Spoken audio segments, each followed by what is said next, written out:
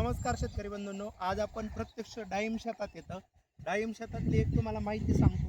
इथं एकदम उत्कृष्ट पद्धतीने बेड तयार केलेले इथं मध्ये रोटर मारून एक दोन वेळेस अंतर पण 2 वेळेस 3 वेळेस रोटर मारून टप्प्याटप्प्याने आंतरपीक घेऊन त्याला भर दिलेली आहे. हे बेड म्हणजे झाड लावतानाच बेडवरती लावलेलं होतं. बेडवरती लावल्यामुळे याचे चांगले रिझल्ट आलेत. आणि दुसरी गोष्ट पहा, इथून बेड मी चालताना तुम्हाला इझी चालून दाखवतो. थोडंसं कॅमेरा क्लोज घ्या. इथून त्या पलीकडच्या पर्यंत म्हणजे साधारणतः हे अंतर 4.5-5 फुटाचं रुंद बेड आहे. तर ह्या रुंद बेडमध्ये काय होतं, इथं आपले शेणखत भरलेले राहतात. आता ह्याच्यामध्ये शेणखत भरलेलं आहे. इथं एक 4 बेड लावायच्या आधी शेणखत दिसतं इथं भरलेलं. खत भरताना इथं मुळी चांगली राहते. दुसरी गोष्ट, तुमचं झाड स्टेबल राहतं. ज्यावेळेस पाऊस येईल त्यावेळेस तुमची मुळी ह्या जमिनीपेक्षा ह्या वरच्या कक्षेत राहते.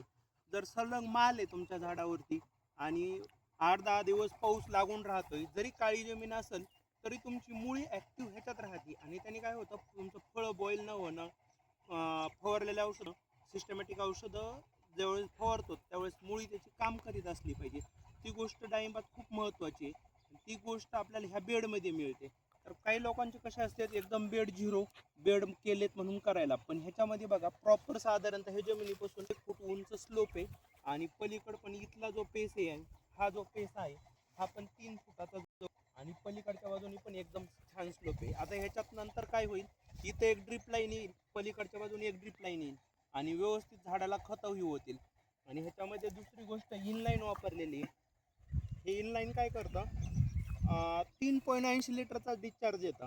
3.80 लिटर तासाला पाणी देतं. तर दुसरे शेतकरी काय करतात, कधी कधी लोकल ड्रिपर, 16 लिटरचे ड्रिपर, मोठे ड्रिपर हे वापरतात. ह्याने काय होतं, निमॅटोड कमी येण्याचं प्रमाण काढतं. झाडं, आपलं डाळिंब हे काटेरी पीक आहे, ह्याला कमी पाणी लागतं. जास्त पाणी देऊन लोक रोग आणतात. तर ही गोष्ट आपण इनलाईन वापरलेली पण फायदा होतो. कमी दिवसात झाड छानपैकी डेव्हलप होतं. जिथं एकदमच क्वचित पाणी आहे तिथं समजा ऑनलाईन ड्रिपर वापरू शकता पहिले पण काही वर्ष, त्याच्यानंतर तुम्ही इनलाईन वापरू शकता. आणि अशा पद्धतीने तुम्हाला जर चांगले झाडं डेव्हलप करायचे असेल तर अवश्य पहिल्यांदा बेडवर लावा. झाड पडत नाही, काही होत नाही, वारं आलं की पडतं असं काही म्हणणं असतं. अशी कुठलीही गोष्ट नसते.